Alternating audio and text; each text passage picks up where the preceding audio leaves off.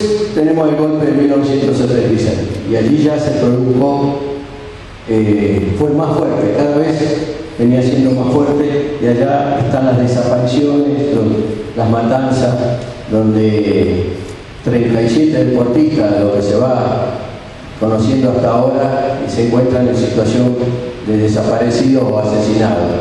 Dos figuras de esas son los íconos más conocidos, como el de Miguel Venancio Sánchez, un tucumano atleta que fue secuestrado el 8 de enero de 1978 en su casa, luego de venir de correr la carrera de San Silvestre, y Daniel Chapira, un profesor de tenis, tenista que había jugado contra Guillermo Vilas y que fue asesinado en la ciudad de Córdoba, y que el hijo de él trabaja hoy en la Secretaría de Deporte y participa de la agrupación Hijos.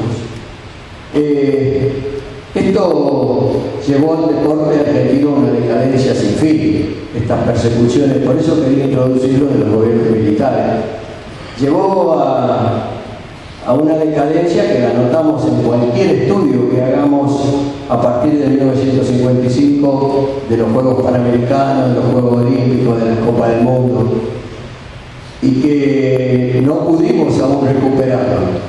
Pese a haber mejorado un poco, no pudimos recuperarlo, y no solo con los resultados, que es lo que a mí menos me interesaría, sino en la práctica del deporte masivo. Hoy la población argentina es una que menos practica deporte. Hay un alto grado de sedentarismo en nuestro país, en la cual en el año 2011 el ministro de Salud, el actual ministro de Salud de la Nación, ya lo nombró como casi una epidemia en nuestro país. Entonces, yo creo que ustedes, futuros periodistas deportivos, no pueden ignorar esto. Todos los periodistas que estuvieron hasta ahora, que están hasta ahora de esto, ni se enteraron. Son muy pocos por iniciativa propia que han sido capaces de estudiar e investigar sobre estos temas. Pero no hay ningún periodista que pueda agarrar un micrófono, una máquina, una computadora para escribir o estar en la tele e ignorar estas cosas. Porque esto es ignorar la historia de nuestro país. Y toda historia, le voy a dejar una frase de alguien que hace muchos años, Heródoto, 5 siglos antes de Cristo, que es el padre de la historia científica en el mundo, decía que todo pasado es el prólogo de lo que va a venir. Y yo creo que tiene mucha razón. Todo pasado es el prólogo de lo que nosotros podemos construir. Dado esto, quería terminar con una cosa que sí tiene que ver más con la actualidad, en la cual he defendido siempre, que la ley del deporte. La ley del deporte fue sancionada en 1974 y es el resumen de toda nuestra historia deportiva. Y a ustedes como periodistas les tiene que interesar porque participan de ella. La historia de la Argentina en el deporte no tiene nada que ver con la historia de los otros países. La Argentina no tenía Secretaría de Deporte ni Dirección de Deporte, nunca la tuvo. Siempre quienes conducían el deporte en la Argentina fue un Consejo Nacional del Deporte, un consejo conformado por las distintas asociaciones, federaciones, clubes, provincias que integraban la conducción de ese deporte, que era la que dictaba la política deportiva y la que decía qué se hacía con el dinero del presupuesto. Todo eso fue así hasta el año 1968, que otra dictadura militar creó la Dirección de Deporte y puso a cargo de él a un famoso profesor de educación física, pero militar él también, nacido en Tucumán, que era el preparador físico del Club Estudiantes de La Plata, que fue campeón en ese año en el mundo. Y allí nació la Secretaría de Deporte. Por eso yo digo que estoy en contra de la Secretaría de Deporte. Creo que hay que volver al Consejo Nacional del Deporte, donde toda la comunidad participe en las decisiones para el deporte, y en esos consejos siempre estuvo el periodismo deportivo. La Secretaría para mí es estar de que un funcionario hace lo que quiere según su parecer, no es que sea malo o bueno, pero es según su parecer. En cambio, la historia del deporte argentino, cuando tuvo éxito, fue a través del Consejo Nacional. Dado estos lugares, dejo la charla abierta, quiero que hagamos una cosa de preguntas y respuestas. Estoy dispuesto a responder hasta la hora que sea, todo lo que ustedes quieran, sobre los temas que ustedes quieran. Muchas gracias.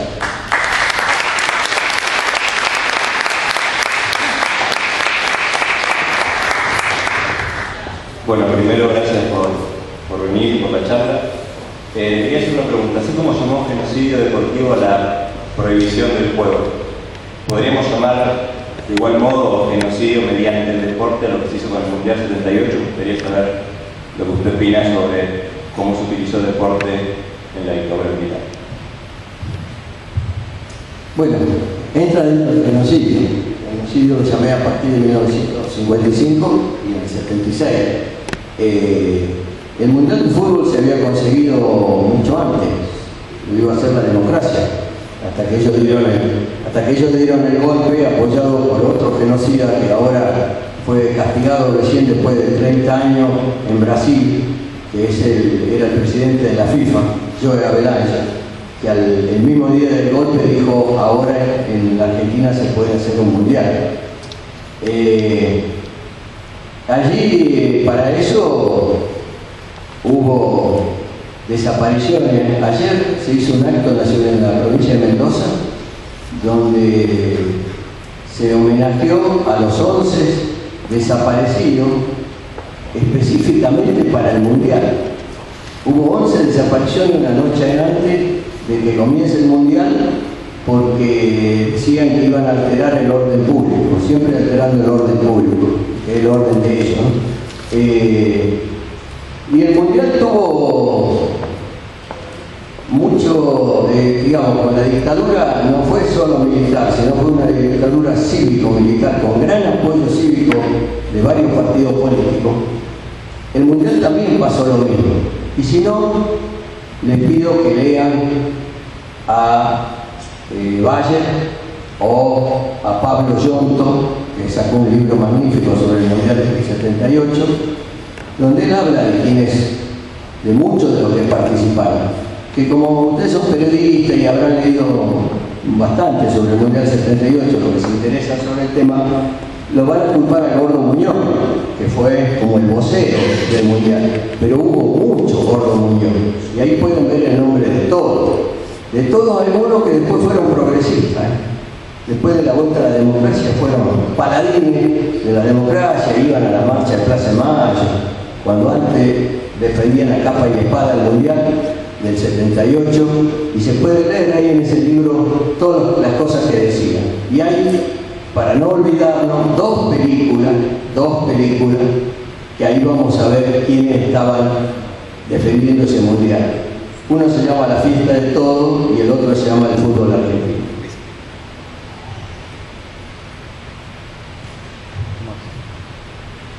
Sin miedo, pregunte. Yo tengo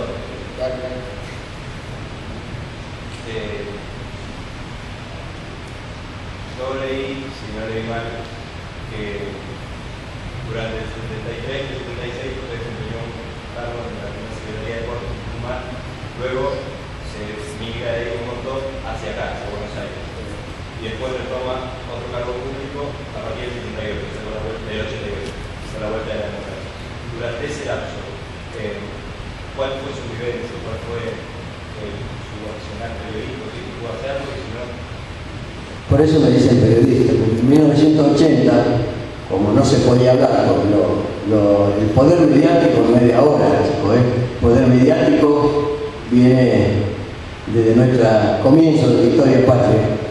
No podíamos publicar nada, ni una reunión que hacíamos, un grupo de compañeros que habíamos estado, que a partir del último encuentro de Perón y los jóvenes habíamos conformado, decidido militar en el área deportiva, que Perón nos pedía eso.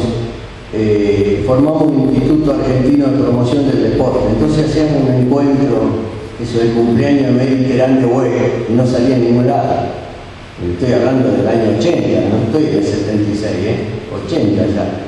Entonces decidimos sacar una revista que se llamó Mundo Amateur, que estuvo desde el 80 al 2003. Pagamos las consecuencias del desastre, en 2002 también, y no la pudimos sacar más económicamente, pero hicimos ya las nuevas tecnologías, nos subimos a esa y hicimos una página web que se llama elmundoamateur.com. Desde ahí seguimos difundiendo nuestra idea, nuestra lucha. Bueno, yo creo que era poco lo que se podía hacer desde lo mediático. Por eso esto de la idea de la revista, ¿no?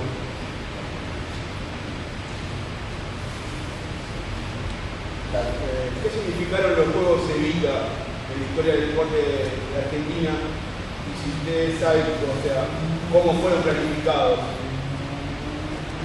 Bueno, yo creo que los Juegos Evita fueron la mejor herramienta del peronismo, el primer peronismo, y nacen de la Fundación Eva Perón, que es una fundación a la cual en mi primer libro le dedico un capítulo entero, cómo nace la fundación, y allí quien es el padre de la medicina social, el doctor Ramón Carrillo, es el que planea con Evita estos juegos para la revisación médica de los chicos.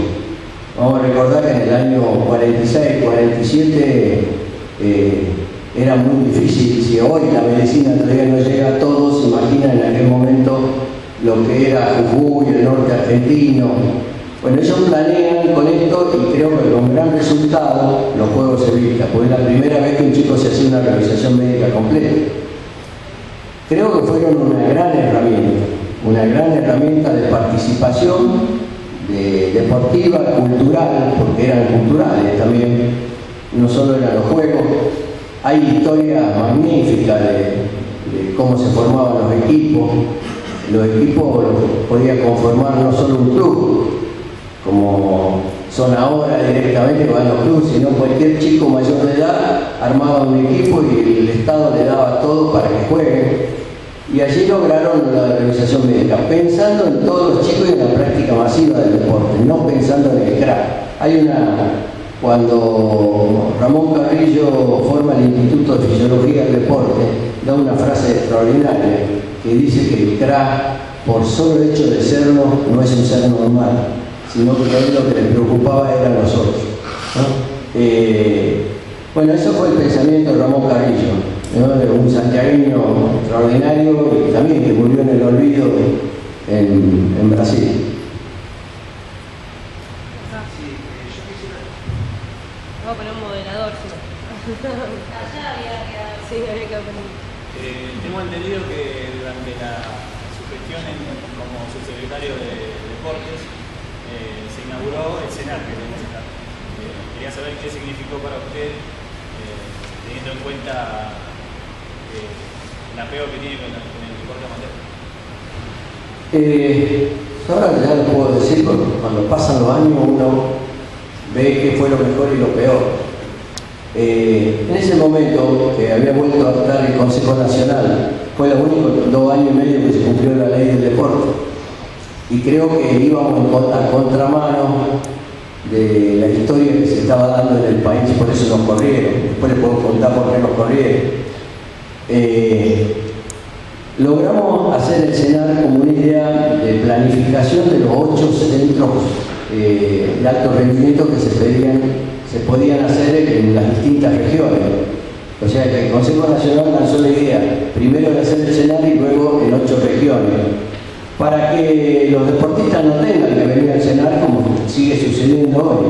Si un chico de 14, 15 años que se empieza a destacar en el deporte, en Misiones, o en Jujuy, o en Salta, el despegarlo de su lugar de origen es terrible, chicos.